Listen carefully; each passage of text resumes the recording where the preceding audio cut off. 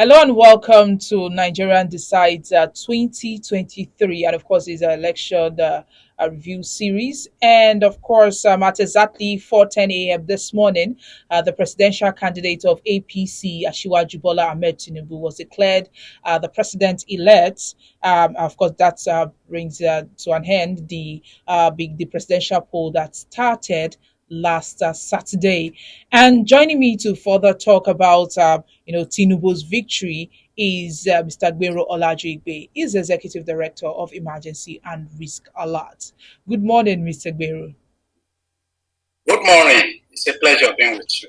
Yes, of course. And Tinubu was declared the winner of the presidential election today at exactly 4:10 a.m. this morning.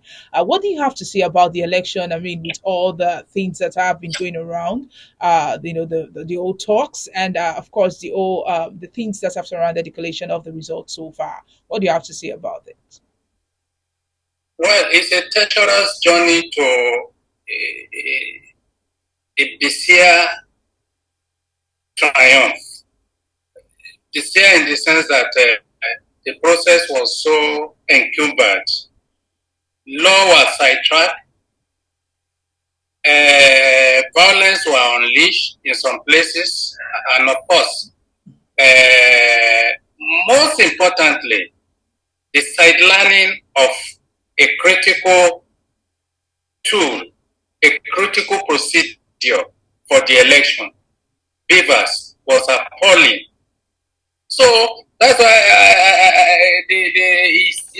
it further projects us as a really developing country, or underdeveloped, as a matter of fact, that we couldn't conduct each free election that is not encumbered with what we have seen across the country. But nevertheless, we can't reverse what INEC has done at our individual level and everything. And I just appeal to everybody that is not satisfied with the result to keep calm and keep their peace. But Mr. Guerrero, one of the things people are complaining about is the fact that it's of course Beavers, the fact that the result could not be uploaded to IREV. Of course, we're promised that the upload will be swift. Immediately it's done, we'll just get it on IREV immediately, and people will just believe the results. But right now, INEC is yet to give us proper explanation of what happened. So should we say what exactly should we say? Is it competent? There's no proper explanation that INEC will give than to say that INEC has failed. INEC failed the law. Let me put it that way. Because the law sanctioned the usage of beavers. It's not just that INEC throw it up. When INEC was talking of technology, if you see that there was amendment to the Electoral Act of 2022, the last amendment now affirm that instrument like beaver will be used, and that the process of voting will include the procedure of passing through beavers, and of course that the results will accordingly be delivered or uploaded. But that wasn't followed.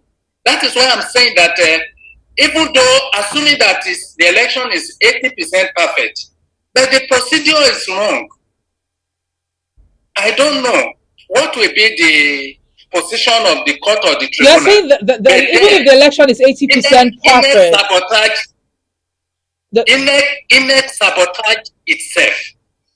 So it used unexpected procedure to produce end results. So to INEC, what we can say now is just like the dictum that the end justify the means. Whereas in a transparent environment, in accountable environment, the means should justify the end. All right, the beavers that they were supposed to do three things. It was supposed to accredit, document, and transmit the results. No, these were the things. Of course, the beavers accredited people. But of course, it seems it failed in documenting and transmitting those results. So No. You can't say that because reports are received that some people did not even use beaver in some part of the country. So the first function of even beavers was violated. Not even the uploading alone. That is why I'm saying that the error was but Mr. Bill, what I'm trying to ask now unexpected. is, who should we blame? Is it the humans behind it? Because according to NCC, NCC said that the network didn't fail in their own side, but INEC is saying that the server was down. Look, these are irrelevant. Once they are irrelevant to position of law, how you will succeed is what they conducted trials this thing and they gave people fake hope. They gave people fake hope. If you had known ab initio that this thing will fail and we are going to be left with excuses, why using it? Why wasting part of 380 something billion Nigerian naira, billion naira to conduct this election? And at the end of the day, okay, what are we going to do with the beavers now? I have advised, if it has failed to do its job, then beavers should be reconfigured to POS, whether we will be getting money from them. Those are because we need POS, a lot of POS now, because I don't know the use of beavers. If it couldn't, people could not get accredited with it in large number in some part of the country, and then the results could not be transmitted through it, into the server through it. Then what are we talking here? So I think INEC should be held accountable financially. The money allocated to INEC, it should account for it. We should stop excusing inefficiency. INEC is largely inefficient. And you know that this inefficiency has graver consequence for Nigeria election, particularly the legitimacy of that election, the credibility of that election. I mean the legitimacy of those who will come in through the election, the credibility of that election, the freeness of that election, and the fairness of that election. So we are not going to sit here and somebody will be making excuses. That is not our problem. Our problem is that you said you needed this, you have affirmed that it will work, you will continually assuring Nigeria that is working perfectly and the margin of error is less than 5%. And at the point of usage, we are seeing over 50% inefficiency from it. Then who pay for inefficiency? If not only Nigeria, that you have people paying for inefficiency, somebody will just throw our money into ocean without accountable for how it is used. So who produced those beaver machine? Who produced them? What was the negotiation? What was the assurance? What was the guarantee given? So we must interrogate this and not listen to INEC excuses whether the beaver was down, Saba was down. Whose fault? Am I the one to wake up Saba? Or is the prophet, or we talk to go and wake dead Saba? Those are issues that we don't need to bother ourselves with. Go and do work, and you do your work. Other countries, even in Africa, are conducting good election. That people don't. It will be crystal clear that you don't need to begin to rush to court for one reason or the other, and beginning to look for technical way of aborting people's effort. Look at the problem that the trauma. We're in this world that people will be online for over 12 hours just to come and vote. Is it reasonable at all? Does it make sense?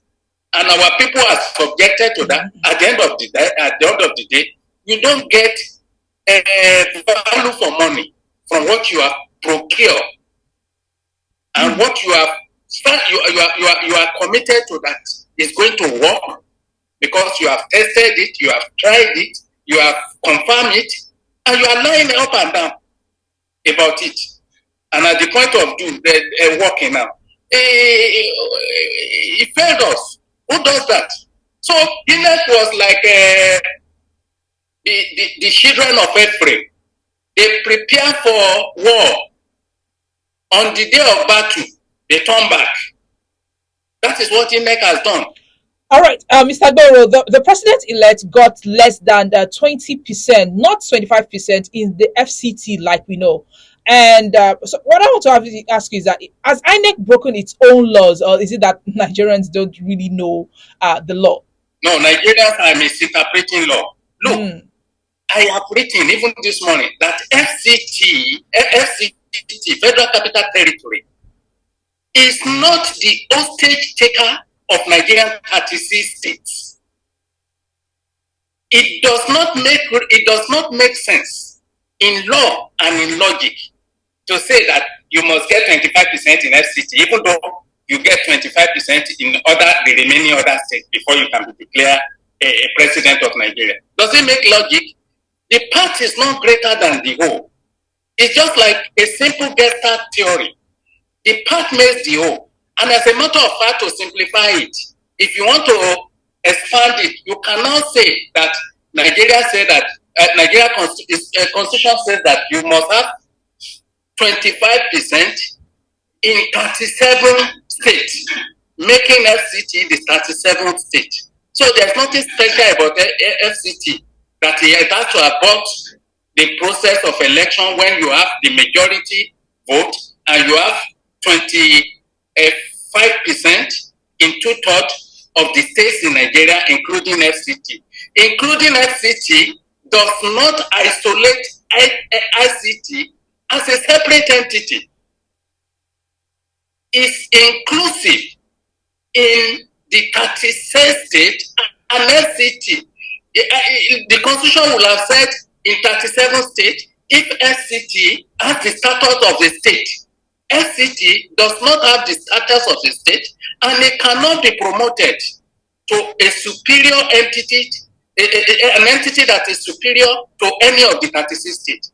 As a matter of fact, if anything, in quote, is inferior to any state in Nigeria because it doesn't have a governor, neither does he have state assembly.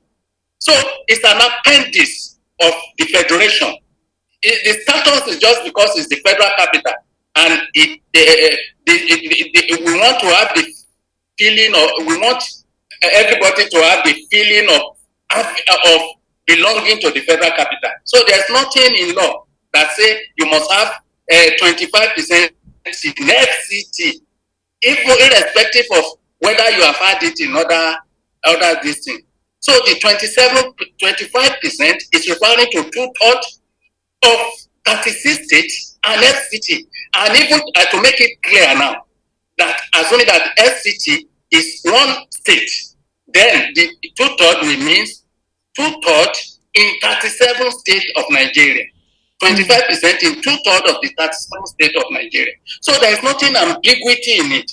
And it's not expected to flout common sense. That FCT is not an isolated entity. Some of the things we experienced before, this election was the fact that there was naira scarcity, and of course, for the naira redesign, this administration said, it was in order to, they redesigned the naira in order to keep money out of politics. Will you say Buhari's administration succeeded in keeping money out of politics in this election? Well, they just wanted to keep poor out of existence, not money out of politics.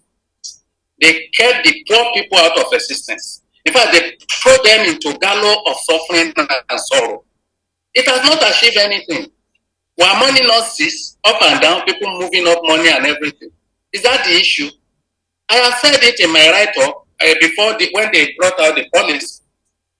It's going to affect poor, it's going to affect the vulnerable, and not those that you claim to be targeting. Who knows whether it is even a gameplay? Let us do this so that when the result comes, they will think that it's credible and everything. So it didn't achieve any result other than punishing people, other than decimating humanity, the humanness of people, particularly those who are extremely poor, who don't have any means of livelihood, who ab initio depended on people for charity, who ab initio are looking up for humanitarian for assistance. Those are the people that are affected.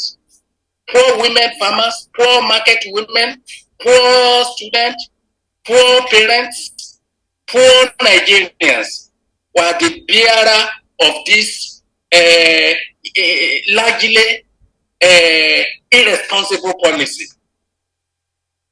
Mm-hmm. All right, sir. So, what should be the way forward now? Way forward to for election or what? Or for money or which one? Mm.